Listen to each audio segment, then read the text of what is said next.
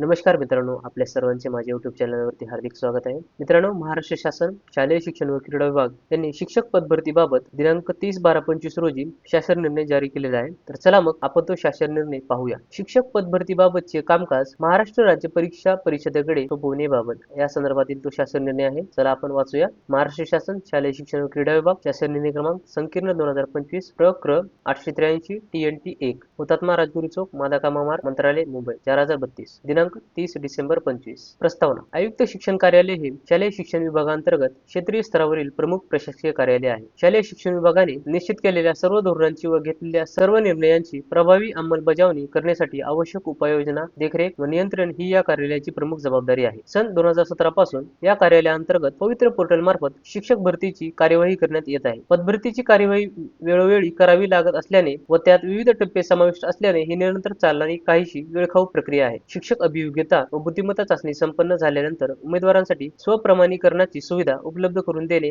जाहिरात स्वीकारणे, त्याचप्रमाणे उमेदवारांचे विषय प्रवर्गानुसार सामाजिक व समांतर आरक्षण, उमेदवारांच्या प्राधान्यक्रमानुसार त्या प्रवर्गासाठीचा कट ऑफ निश्चित करणे, उमेदवारांची शिफारस करणे इत्यादी बाबी काटेकोरपणे हाताळाव्या लागतात. त्यामुळे आयुक्त शिक्षण कार्यालयाचा बहुतांशी वेळ या कामासाठी खर्च होत आहे. परिणामी इतर महत्त्वाच्या धोरणांच्या व निर्णयांच्या अंमलबजावणीवर त्याचा काहीसा विपरीत परिणाम होत आहे. महाराष्ट्र राज्य परीक्षा परिषद ही शालेय शिक्षण विभागांतर्गत कायद्याद्वारे स्थापित झालेली स्वायत्त संस्था असून या संस्थेमार्फत शिक्षक पात्रता परीक्षा, शिक्षक अभियोग्यता व बुद्धिमत्ता चाचणी यांसारख्या परीक्षांचे आयोजन केले जाते. शिवाय शिक्षक पदभरतीशी संबंधित कामकाज या संस्थेने यापूर्वी हाताळले आहे. शिक्षक पदभरतीशी संबंधित परीक्षेचे आयोजन व निवड प्रक्रिया एकाच संस्थेकडे असणे आवश्यक असून तशी व्यवस्था अंमलात आणण्याचा प्रस्ताव शासनाच्या विचाराधीन होता. शासन निर्णय. चला शासन निर्णय पाहूया. पवित्र पोर्टल मार्फत राज्य स्तरावरील शिक्षक पदभरतीशी संबंधित महत्त्वाचे तसेच अन्य धोरणात्मक निर्णयांच्या अंमलबजावणीसाठी तसेच प्रसंगानुरूप या अनुषंगाने आवश्यक ते निर्णय घेण्याबाबत शासनास शिफारस करण्यासाठी खालीलप्रमाणे सुकाणू समितीचे गठन करण्यास शासनाची मान्यता प्रदान करण्यात येत आहे. अनुक्रमांक. पदनाम. सुकाणू समितीतील पदनाम माननीय आयुक्त शिक्षण महाराष्ट्र राज्य पुणे